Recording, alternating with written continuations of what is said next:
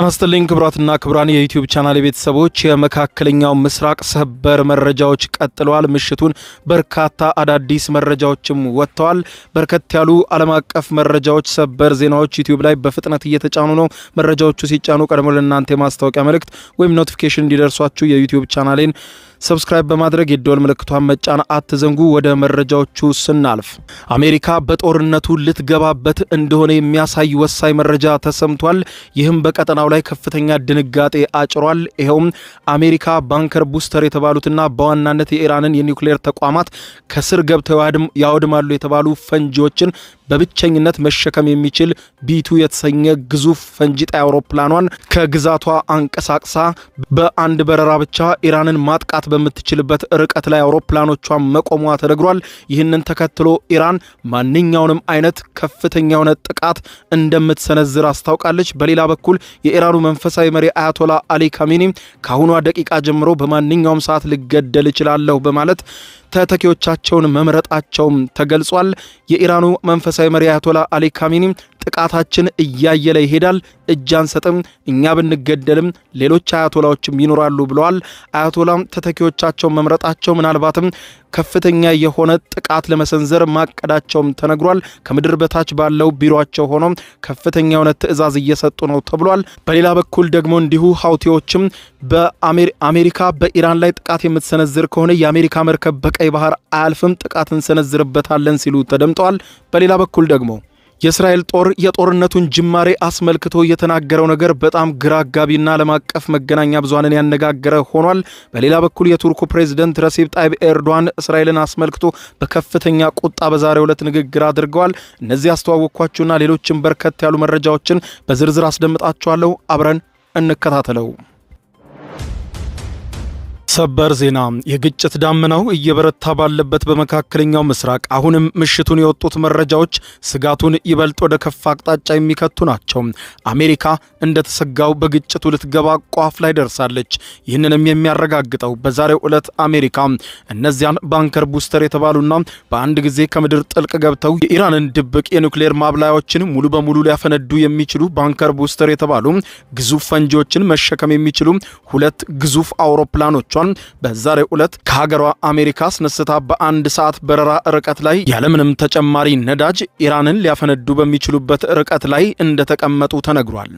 ባለፉት 24 ሰዓታት ውስጥ ተከናውኗል የተባለውና መረጃው አሁን ምሽቱን የወጣው አሜሪካ ያረገችው ሁለት ቢቱ ስቴልዝ የተባሉ ግዙፍ ፈንጂ ጣይ አውሮፕላኖቿን በአሜሪካ ከሚገኘው ከሚዙሪ አየር ኃይል ተነስተው ጓም ወደሚገኘው የአሜሪካ ግዛት ማረፋቸው ተነግሯል። አሜሪካ ካሏት አውሮፕላኖች በብቸኝነት ይህንን የኢራንን የኒውክሌር ጣቢያ ያፈነደዋል የተባለውን ግዙፍ ፈንጂ መሸከም የሚችሉት እነዚህ ብቻ ናቸው። ቢቱ ስቴልዝ የተባሉት ግዙፍ አውሮፕላኖች እነዚህ የባንከር ቡስተር የተባለውን ግዙፍ ፈንጂ መሸከም የሚችሉ በዓለም ብቸኛ አውሮፕላኖች ናቸው። እነዚህ በዚህ ሰዓት ታዲያ ከቀጠናቸው ተነስተው ወደ ኢራን መጠጋታቸው ሌላ ከባድ ስጋትን አጭሯል። በሌላ በኩል ከኢራን በተሰማው መረጃ የኢራን የበላይ መሪ አያቶላ አሊ ካሚኒ በዚህ ጥቃት ልገደል እችላለሁ ሲሉ 3 ተተኪ አመራሮቻቸው መምረጣቸው ተነግሯል። አያቶላ አሊ ካሚኒ እንደተናገሩት ከሆነ ኢራን በእስራኤል ከሚሰነዘሩ ጥቃቶችና የመሪዎችን የማጥቃት ስጋቶች ጋር በከፍተኛ ሁኔታ እየተሳሰረች በመሆኑ በዚህም ወቅት የኢራን ከፍተኛ መሪ የሆኑት አያቶላ አሊ ካሚኒ ከመሬት በታች በሚገኝ ሰፊ መጠለያ ውስጥ ሆነው ጦርነቱን እየመሩ መሆኑ የተነገረ ሲሆን በዚህም ምናልባት ይህንንም የሚያጠቃ መጥቶ ብገደል የኢራን ትግር አይቆምም ብለዋል አያቶላ ካሚኒ። እኔ እገደላለሁ፣ ትግላችን ግን ይቀጥላል ያሉት ካሚኒ እኔ እንኳን በሞት 3 ተተኪዎች መመረጥ አለባቸው በማለት 3 ተተኪዎችን መምረጣቸውን ኒውዮርክ ታይምስ ከቅርብ ምንጮች መረጃዎችን አግኝቼ አረጋግጫለሁ ብሏል። የ86 ዓመቱ አያቶላ አሊ ካሚኒ የእስራኤል ወታደራዊ ዘመቻ ከፍተኛ ባለስልጣናትን ኢላማ ካደረገ በኋላ ለሞቱት ከፍተኛ ወታደራዊ አዛዦች ምትክ በፍጥነት በመሾም ላይ ይገኛሉ። ይህ መረጃ የመጣው ለእቅዶቹ ቅርብ ከሆኑ 3 የኢራን ባለስልጣናት መሆኑን ኒውዮርክ ታይምስ የዘገበ ሲሆን አሊ ካሚኒ ከወታደራዊ አዛዦች ጋር የሚገናኙት በአሁኑ ሰዓት በአንድ ታማኝ ረዳት በኩል ብቻ እንደሆነና ጦርነቱን ከምድር በታች በሚገኝ ዘመናዊ ቢሮአቸው ሆነው እየመሩ እንደሚገኙም ተነግሯል። ነገር ግን ይህንንም አልፎ ግድያ ቢመጣም ኢራን ያለ ጠባቂ አትቀርም፣ ጦርነቱም እኔም በመግደል አይቆምም ብለዋል አያቶላ አሊ ካሚኒ። ለዚህም ደግሞ ጦርነቱን ይቀጥላሉ፣ እኔ እኔ በሞት ሌላ ካሚኒ ይፈጠራል ነው ያሉት። በተለምዶ የኢራን ከፍተኛ መሪ የሚመረጠው በኤክስፐርቶች ምክር ቤት ወይም አሴምብሊ ኦፍ ኤክስፐርትስ ሲሆን ይህ 88 አባላት ያሉት ምክር ቤት ሲሆን ሂደቱ ወራትን ሊወስድ እንደሚችል ተነግሯል። በአሁኑ ጊዜ ግን ባለው ጦርነት ምክንያት አያቶላ አሊ ካሚኒ ራሳቸው ፈጣንና ስርዓታማ የስልጣን ሽግግር እንዲኖር እንደሚፈልጉም ገልጸዋል። ባለስልጣናቱ እንዳረጋገጡት ካሚኒ የእስራኤል ወይም የአሜሪካን ማጥቃት ሙከራ ሊያደርጉ እንደሚችሉ ያውቃሉ። እናም ኢራንን ያለ መሪ ላለማስቀረት ከወዲሁም ስልጣናቸውን አሳልፈው በመስጠት ተተኪዎቻቸውን አቆመው ለመፋለም ቆርጠዋልም ብለዋል። ይህም ደግሞ በቀጣዩ ቀናት ስለሚኖረው ጦርነት ጠቋሚ ነገር አለው ተብሏል። ኢራን በቀጣዮቹ ቀናት ጥቃቷን በእስራኤል ላይ በማባባስ ከአሜሪካም ድንገተኛው ጥቃት ምናልባትም ቢፈነዳ ከምትችለው አቅም ለመከላከልና ለማጥቃት እንደምትሞክር መቆረጡ ተነግሯል። ይህ ያልተጠበቀ ነው የተባለው የካሚኒ ስልጣንን የማሸጋገርና የማቆየት እርምጃ ወይም ለመሞት የመቆረጥ እርምጃ ከዚህ ቀደም ዶናልድ ትራምፕ እጅ ይስጡ ካሚኒ ሲሉ የጠየቋቸውን ተከትሎ እስከ መጨረሻው ህግታ እዋደቃለሁ እንጂ ፈጽሞ እጄን አልሰጥም ያሉትን ንግግር አረጋጋጭ ነው በሚል በበርካቶች ዘንድ ሁኔታው መነጋገሪያ እንዲሆን አድርጎታል። ምንም እንኳን ስሞቻቸው በይፋ ባይገለጹም 3 ተተኪዎቻቸውን እጩ አድርገው መምረጣቸውና ምናልባትም በማንኛውም ሰዓት ካሁን ደቂቃ ጀምሮ ቢገደሉ ከ3ቱ አንዱ እርሳቸውን ተክተው ኢራንን የማስቀጠሉን እጣ ፈንታ በእነርሱ ላይ እንደሚወድቅም ተነግሯል። በሌላ በኩል እጅግ ከባድ ማስጠንቀቂያ ያዘለ መግለጫ ከሃውቲዎች ዘንድ መሰጠቱ ተነግሯል። ሃውቲዎች ከደቂቃዎች በፊት ምሽቱን ባሰራጩት መግለጫ ቃል በቃል የአሜሪካን ባለስልጣናት ያስጠነቀቁ ሲሆን የየመን ሁቲዎች ባወጡት በዚህ መግለጫ እንዳሉት አሜሪካ በእስራኤል ተደርባ በኢራን ላይ ጥቃት መሰንዘር ብትጀምር አሊያም ፈንጂ በኢራን ላይ መጣል ብትጀምር ያን ጊዜ በቀይ ባህር ላይ የሚያልፍ አንድም የአሜሪካ መርከብ አይኖርም ሲሉ ዝተዋል።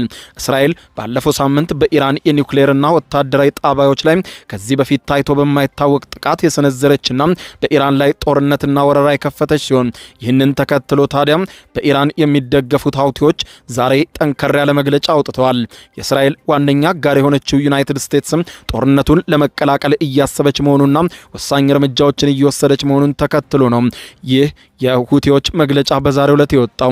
ቡድናቸው በቴህራን የሚደገፈው የሁቲ ወታደራዊ ቃል አቀባይ ያህያ ሳሪ በቪዲዮ በሰጡት መግለጫ አመሻሹን ዩናይትድ ስቴትስ ከእስራኤል ጠላት ጋር በኢራን ላይ በሚሰነዘር ጥቃትና ወረራ ውስጥ ከተሳተፈች ሃውቲዎች የአሜሪካ ማናቸውም መርከቦችና የጦር መርከቦቿ በቀይ ባህር ውስጥ ኢላማ ያደርጋቸዋል ብሏል።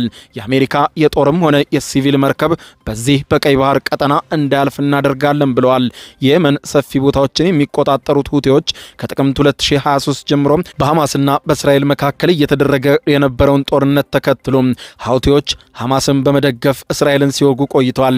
በእስራኤል ላይ ከፍተኛ ኪሳራ ሲያደርሱ እስራኤልም በምትወስደው እርምጃ በርካታ ውድመት በሁቲዎች ላይ እንዳደረሰች ይነገራል። ያም ሆነ ይህ ሁቲዎች በዛሬው ዕለት በሰጡት መግለጫ በተለይም ጥብቅ አጋራቸው የሆነችው ኢራን በአሜሪካ አንድ ሚሳኤል መመታት ከጀመረች እኛም በቀጠናው ላይ የሚንቀሳቀሱ የአሜሪካ መርከቦችን ከባድ ስጋት ውስጥ እንከታቸዋለን ብለዋል። አሜሪካ ጣልቃ ገብነት ቀጠናውን በከፍተኛ ሁኔታ ስጋት ላይ በጣለበት በአሁኑ ሰዓት ታዲያ ኢራንም በሰጠችው መግለጫ ለሚመጣው ማንኛውም አስቸጋሪ ነገር ሁሉ ተዘጋጅቻለሁ ስትል አስታውቃለች። ኢራን እንዳለችው ከሆነ በእስራኤል ጥቃት እስካሁን ቢያንስ 430 ሰዎች መገደላቸውን ገልጻለች። ኢራን ግጭቱ ከተጀመረበት ከሰኔ 6 2017 ዓመተ ምህረት እንደ ኢትዮጵያን አቆጣጠር ጀምሮ በእስራኤል ጥቃት ቢያንስ 430 ሰዎች መገደላቸውን አስታውቋል። ከሟቾችም በተጨማሪ 3500 የሚሆኑ ሰዎች ደግሞ መቁሰላቸውን የኢራን የጤና ሚኒስትርን ዋቢ አድርጎ ኑር የዜና ወኪል ሪፖርት አድርጓል። በግጭቱ የተገደሉ ሰዎችን በተመለከተ ሚኒስትሩ ከቀናት በኋላ ያወጣው ይፋዊ አሃዝ ነው። ሚኒስትሩ ባለፈው ሳምንት እሁድ ቢያንስ 224 ሰዎች መገደላቸውን ገልጾ ነበር። የሰብአዊ መብት ተሟጋቾች በበኩላቸው በጥቃቱ የተገደሉ ሰዎች ቁጥር 657 እንደሆነ ይናገራሉ። በእስራኤል ደግሞ የግጭቱ ከተጀመረ ጊዜ አንስቶ ኢራን ባስወነጨፈቻቸው ግዙፍ ባላስቲክ ሚሳኤሎች አንዲት የልብ ድካም የሞተችን ሴት ጨምሮ 25 ሰዎች መገደላቸው ተዘግቧል።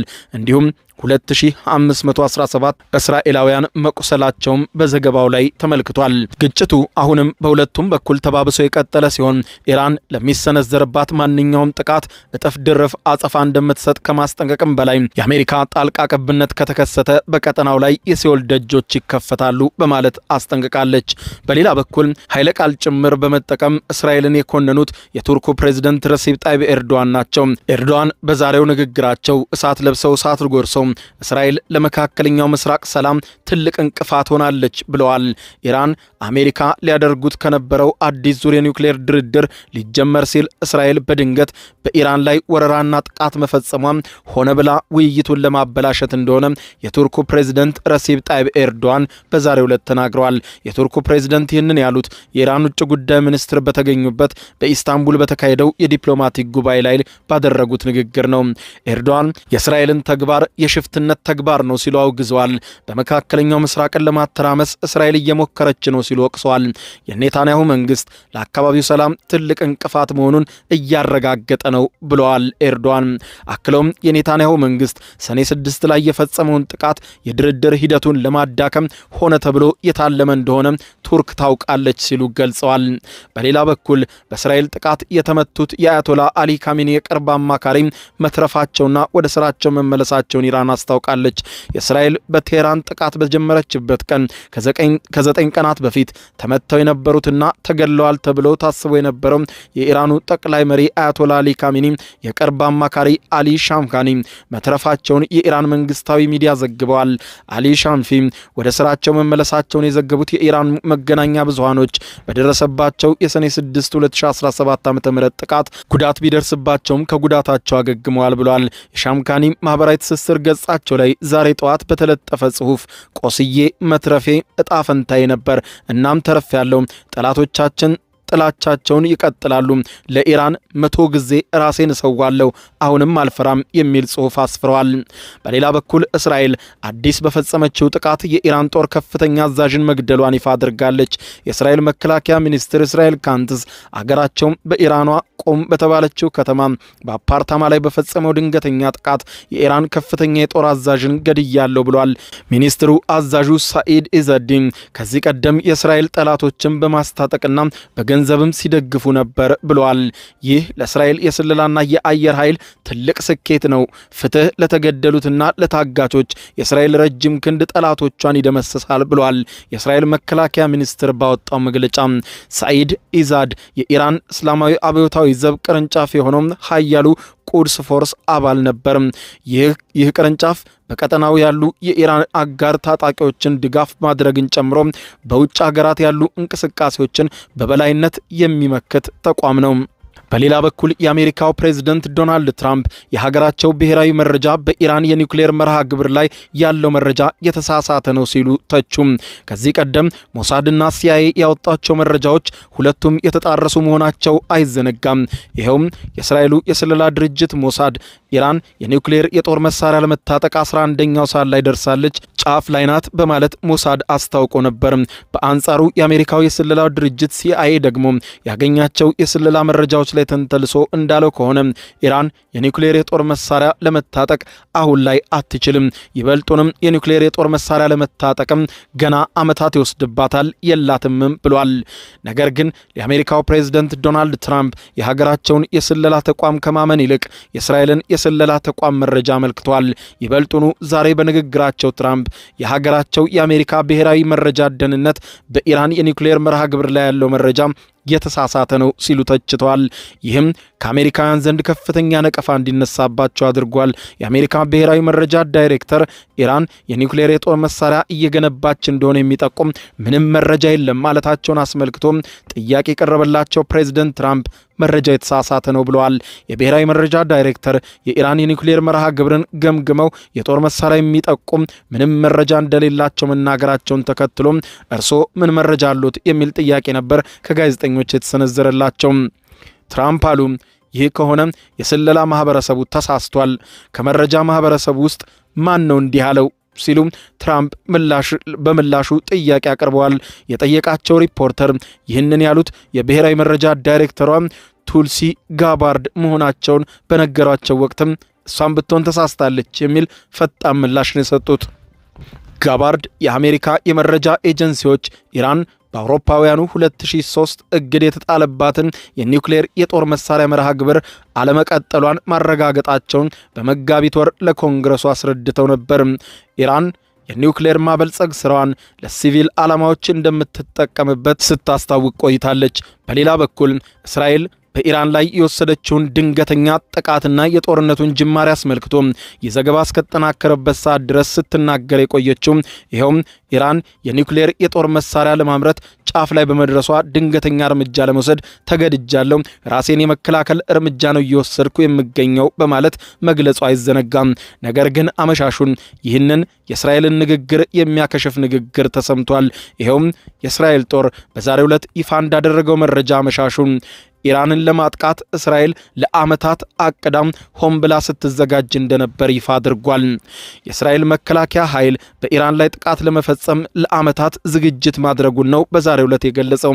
የእስራኤል ጦር ኃይል ጠቅላይ ኤታማዦር ሹም ኢያል ዛሚር እንዳሉት ከቅርብ ወራት ወዲህ ይህ የጥቃት ዝግጅት ከበድ ባለ ሚስጥራዊ ሁኔታ እንዲፋጠን አድርገን በከፍተኛ ሁኔታ ስንዘጋጅ ነበር ብለዋል።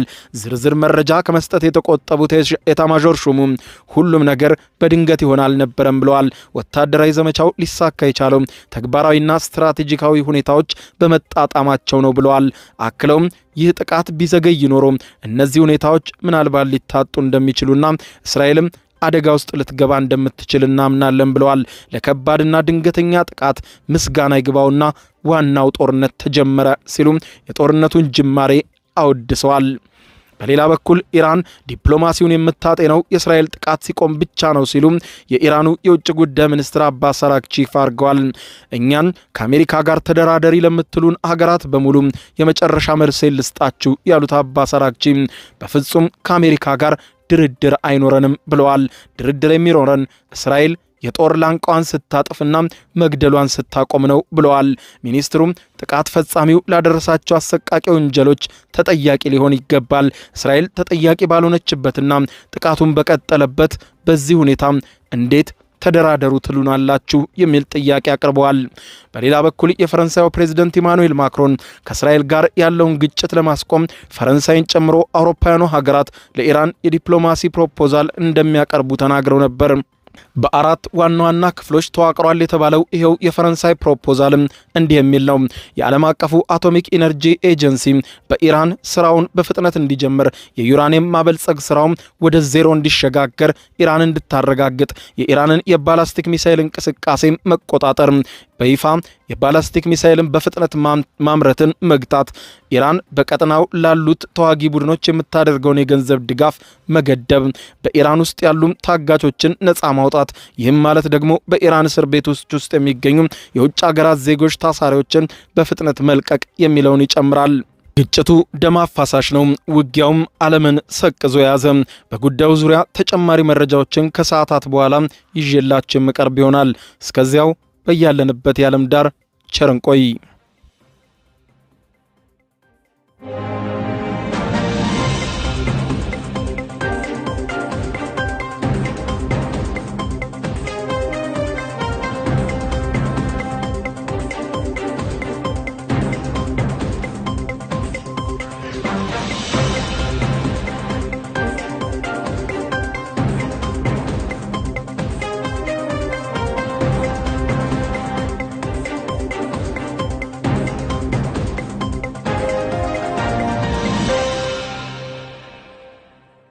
የዩቲዩብ የስኬት ሚስጥሮችን በዝርዝር የያዘው የአቤል ብርሃኑ የወይኗ ልጅ አዲስ መጽሐፍ በገበያ ላይ ዋለ። ዩቲዩብ ለመጀመር በአጭር ጊዜ ስኬትን ለመቀዳጀት አስበዋል? ዩቲዩብ ጀምረው ሚስጥሮቹ አልገባ ብለውታል? እንግዲያውስ አዲሱ በዩቲዩብ 2 የወርቅ 3 የብር ሽልማቶችን ያገኘው የአቤል ብርሃኑ የወይኗ ልጅ የዩቲዩብ ሚስጥሮች መጽሐፍ በዝርዝር ሁሉንም ያብራራሉታል። ዛሬውኑ ገዝተው ህልሞን የሚያደርጉበትን የዩቲዩብ የስኬት መንገድ ይጀምሩ። በውጭ ሀገራት ለምትገኙ ከአማዞን ላይ ብታዙ በቀናት ውስጥ ደጁ ይደርሳል። የአማዞን ሊንኩን እዚህ ቪዲዮ ኮመንት ላይ ያገኙታል። በሀገር ውስጥ ለምትገኙ በ0949 13 0000 ቴሌግራም ላይ ይዘዙ። ካሉበት ቦታ እናደርሳለን። የዩቲዩብ ሚስጥሮች፣ ዘመኑ ጋር ተፈላጊ መጽሐፍ።